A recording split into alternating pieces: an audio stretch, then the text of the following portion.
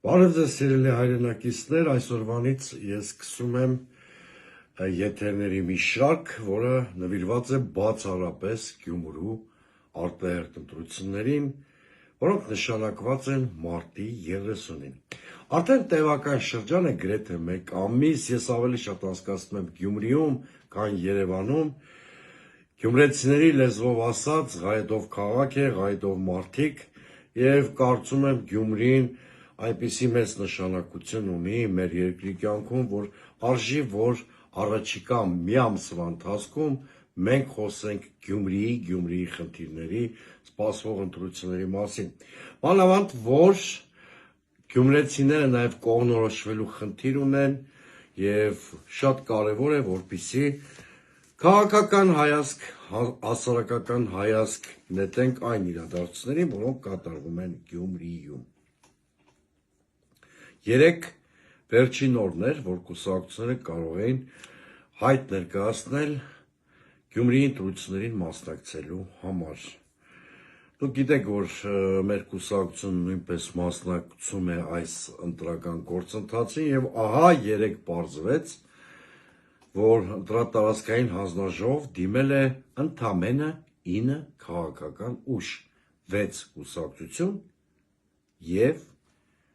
3 դաշինք։ Ինչի ասեցի ընդամենը, շատերի մոտ կարող է սա հարց առաջանալ, որտեղ շատերը նույնիսկ 9 թիվը չափազանց մեծ են համարում։ Որպեսզի այդ թյուր կարծիքը չլինի, ես ուզում եմ տեղեկացնել, որ անցած եւ նախանցած ընտրություններում մասնակցել են 10-11 քաղաքական ուժեր։ Հետևաբար այս պարագայում մասնակիցների 9 թիվը նույնիսկ փոքր է։ Իհարկե, մրցակցային ընտրությունները, լարվածությունը կուսակցությունների կամ դաշինքների թվով պայմանավորված չի։ Իմ կարծիքով այս ընտրությունները ավելի մրցակցային ու լարված են լինելու, քան, ասենք, 2021-ի ընտրությունները։ Մի քանի գործոն կան, որը թույլ են տալիս ինձ այդպես մտածել։ Առաջինն այն է, որ հանրապետության քաղաքական ուժերի գրեթե ողջ ներկա բնակը մասնակցում է այս ընտրություններին, ուղղակի, միշտորդավորված կամ անուղղակի, միևնույնն է, քաղաքական կյանքի բոլոր ակտիվ դերակատարները գոնե այս ընտրություններում կան։ Երկրորդ գործոնը Գյումրիում ազդեցիկ խմբավորումների ներկայացուցիչները, ասենք նախկին քաղաքապետ, պատգամավոր, նույնպես մասնակից են այս ընտրություններին, ինչը նույնպես մրցակցության բաղադրիչը ուժեղացնում է։ Եվ վերջապես, սիրելի հայրենակիցներ, այնպես է ստացվել, որ Գյումրիի այս ընտրությունները նախորդում են համապետական ընտրություններին, որոնք, ինչպես գիտեք, նախատեսված են հաջորդ տարի։ Ըստ այդմ, քաղաքական բոլոր ուժերը փորձելու են այս ընտրությունները ծառայեցնել ոչ միայն Գյումրու խնդիրներին, այլ նաև փորձել իրենց ուժերը համապետական ընտրություններից հետո։ Իհարկե, առաջին տեղում լինելու է Գյումրին, բայց սա չի խանգարում, որպեսզի Գյումրիի ընտրությունները նաև առիթ հանդիսանա, որպեսզի քաղաքական ուժերը ստուգեն իրենց պոտենցիալը, հնարավորությունները, որոշակի խմբագրումներ անեն իրենց ծրագրերում։ Եթե ընտրությունները մրցակցային են, դա նշանակում է, որ գուցե ավելի լինի մասնակիցների թիվը այս ընտրություններում, քան նախորդ ընտրությունների ժամանակ էր։ Նախորդ ընտրություններում ընտրողների 20%-ից մի փոքր ավելն է մասնակցել քվեարկությանը, մոտ 26,000 ընտրող։ Եթե շատ անկեղծ լինեմ, նաև գյումրեցիների հետ իմ հանդիպումները հուշում են, որ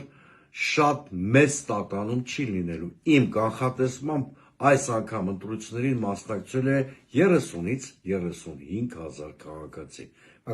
Կապրենք, տեսնենք, բայց իմ կարծիքով նման կանխատեսումը միանգամայն փաստահեն է։ Եվ վերջապես, սիրելի հայրենակիցներ, խոսենք քաղաքական կոնֆիգուրացիայի մասին, որպես մեր առաջին եթերի վերջաբան։ Դերևս ընտրական պաշտոնական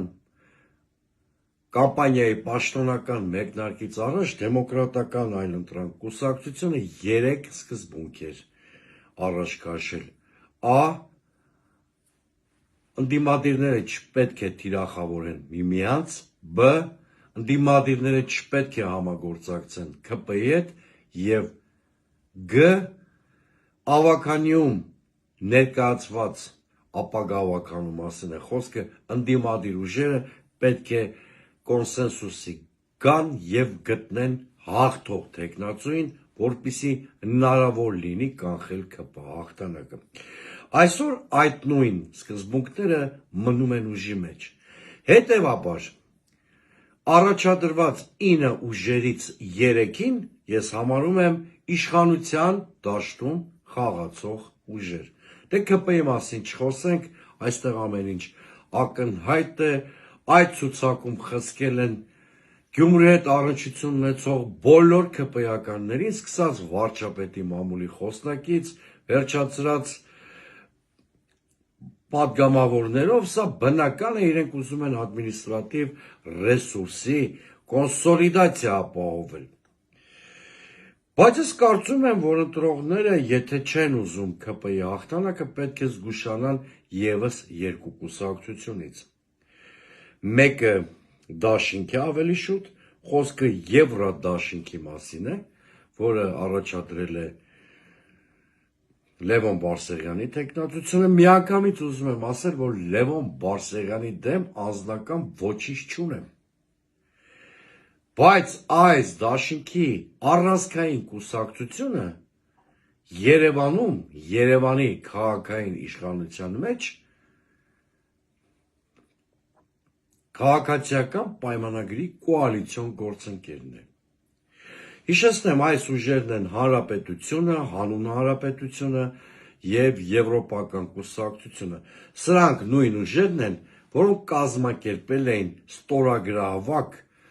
Եվրամիությանը Հայաստանի ինտեգրացիայի թեմայով։ Այդ մասին շատ եմ խոսել, այս ստորագրահավաքը համարել եմ իմիտացիոն քաղաքական գործընթաց, քանի որ Եվրամիությունում ես որևէ մեկը չի սպասում, չկա ընդհանրապես որևէ նախադրյալ նման գործընթաց իրականացնելու համար, բայց հիմա այդ մասին չէ, որ խոսում եմ։ Ես ասում եմ, որ իշխանությունները փորձում են այս դաշինքի միջոցով Գյումրիում ներդնել այնույն արատավոր մոդելը, որը օգնեց, որպիսի Երևանում քաղաքացիական պայմանագիր կուսակցությունը պահպանի իր իշխանությունը։ Հնարավոր չէ Երևանում լինել քաղաքացիական պայմանագրի կոալիցիոն գործընկերը Գյումրիում հանդես գալ ընդդիմադիր դիրքերից։ Սա մեր քաղաքացիներին,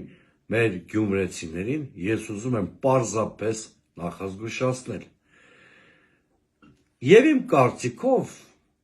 ընտրողը, ով դժգոհ է ԿՊ-ից կամ ով չի ուզում ունենալ Գյումրիում ԿՊ-ական իշխանություն, այս դաշինքին չպետք է քվեարկի։ Նույնը վերաբերում է նաև Արտյոմ Թումանյանի մասին, որը Հայաստանի աշխատավորական սոցիալիստական կուսակցության կողմից առաջադրվել է որպես քաղաքապետի տեխնացու։ Ինչպես կարող ենք հավատալ, որ Արտյոմ Թումանյանը ընդդիմադիր է, երբ նա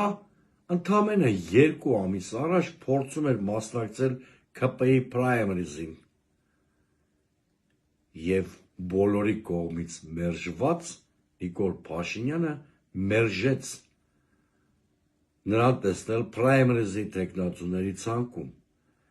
երբ բոլորի կողմից մերժվածը Արտյոմ Թումանյանին մերժում է, սա խոսում է շատ բանի մասին։ Արտյոմ Թումանյանը այն նույն անձնավորությունն է, որ հետ պատերազմյան փուլում սադրանքներ էր կազմակերպում, որպեսզի դիմադիր ուժերը Գյումրի չկարողանան մուտք գործել, երևի հիշում եք։ Այսօր հայտնի դարձավ ինձ, որ Արտյոմ Թումանյանը նաև այն անձն է, որը նախաձեռնեց քրեական վարույթ ռեժիսոր Արմեն Գրիգորյանի դեմ, ինչի հետևանքով Արմեն Գրիգորյանը բանտում խոշտանգվեց խոսքը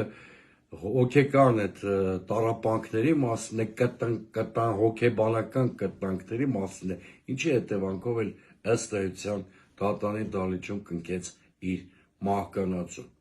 Ուրեմն այս երեք ուժերը ֆիքսեցինք խաղում են իշխանության դաշտում ՔՊ-ն, Եվրադաշինքը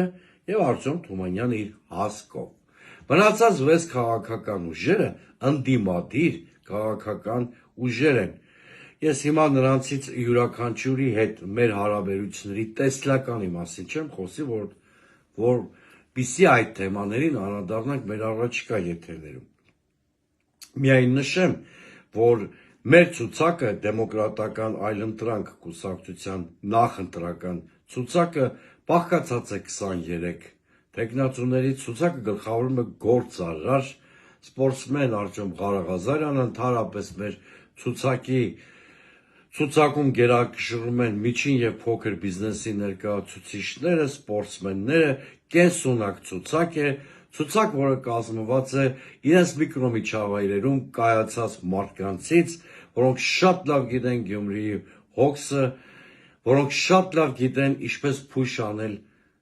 գյումրեցու մատից, մի խոսքով մարդիկ են, որոնք իրենց ապրածով,